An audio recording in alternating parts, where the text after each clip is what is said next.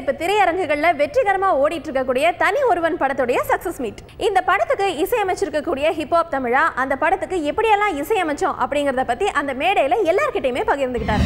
ஒரு நாளும் ரீ ரெக்கார்டிங்ல ஏன்னா நாங்கள் இந்த பாட்டாவே ஃபர்ஸ்ட் ஆரம்பிக்கல, ஃபுல்லாகவே படத்தை எடுத்துகிட்டு வந்து படம் போட்டுட்டு ரீ ரெக்கார்டிங் ஆரம்பிச்சு அதுலேருந்து தான் ஒரு பாட்டாக கொண்டு வந்தோம். ஸோ வந்துட்டு இது ஒரு வித்தியாசமான ப்ராசஸ், எக்ஸ்பெரிமெண்டலான ப்ராசஸ். ஏன்னா ஹிட்டு பாட்டு ஈஸியாக எப்படியோ ஹிட்டு பாட்டுன்னு ஒரு பாட்டை வந்து ஹிட்டாக கொண்டு வந்துடலாம். பட் ரீ ரெக்கார்டிங்கில் இருக்கிற எலிமெண்ட்ஸ் எடுத்து அதுலேருந்து ஒரு பாட்டு பண்ணி அதை ஹிட்டாக்குறது வந்து ஒரு எக்ஸ்பெரிமெண்டலான விஷயம். ஸோ ரொம்ப பயந்தோம்.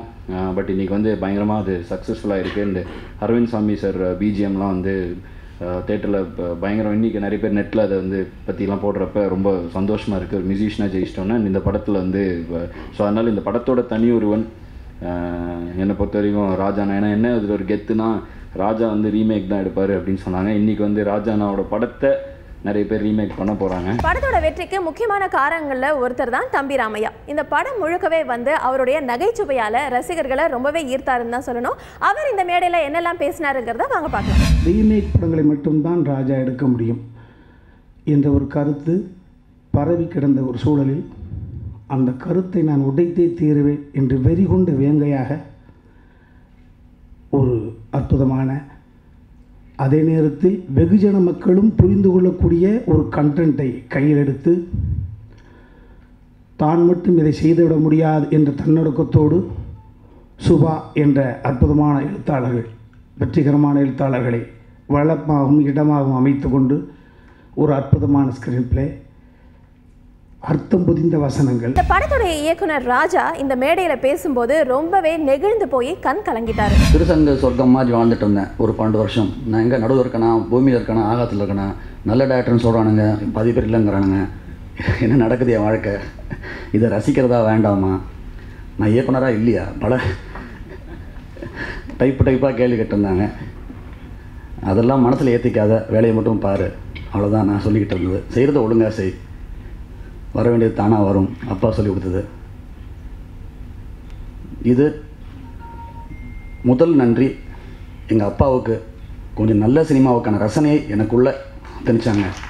மடியில் உட்கார வச்சுக்கிட்டு முதல் படம் கிரேட் எஸ்கேப்னு படம் ஞாபகம் இருக்கு எனக்கு. இதான்ப்பா அந்த படம் எப்படி இருக்கும்னு சொல்லிவிட்டு அதோடைய கதை இப்போலாம் சொல்லி கொடுத்த. அப்போ இருந்து அவர் எடிட்டிங் ரூமில் தான் விளையாண்டு பழக்கப்பட்டோம் நான்.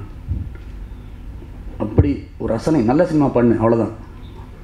அது என்னங்க சொல்லி கொடுத்த அப்பாவுக்கு நன்றி கடனாக தான் மோகன் ராஜன் இந்த படத்துக்கு வரணும்னு நினச்சேன் நான். எல்லோரும் திட்டினாங்க, இன்னும் அறிவில்லை அவனுக்கு, ஜெயம்ங்கிறது எப்படி பிராண்டு, அதை போய் மாத்திர. எனக்கு தோணுது செய்வேன், அவ்வளோதான். எனக்கு ஜெயம் கொடுத்தவரே மோகன் தான், அப்புறம் என்ன அப்படிங்கிறது தான் நான் வந்து வச்சுக்கிட்டேன்.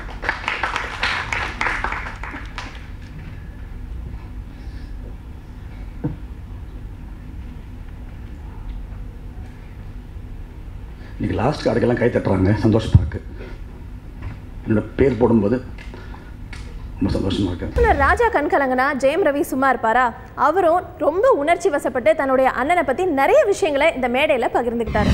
அவருடைய சந்தோஷம்ன்றது ஏன் சந்தோஷம்தான். அவர் சந்தோஷமாக இருந்துட்டு இருந்துச்சு இத்தனை வருஷம். இப்போவும் அப்படி தான் இருக்கிறாரு. நான் அதை சொல்ல வரல. ஆனால் இன்றைக்கி தான் உண்மையாக மனசார நான் என் அண்ணனை பார்த்து சந்தோஷப்படுறேன். முதல் நாள்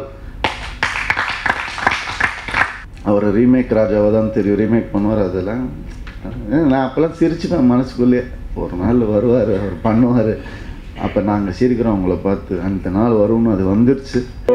உண்மை ஜெயிக்கிறதுக்கு தாண்டா ஆதாரம் தேவை, பொய் ஜெயிக்கிறதுக்கு குழப்பமே.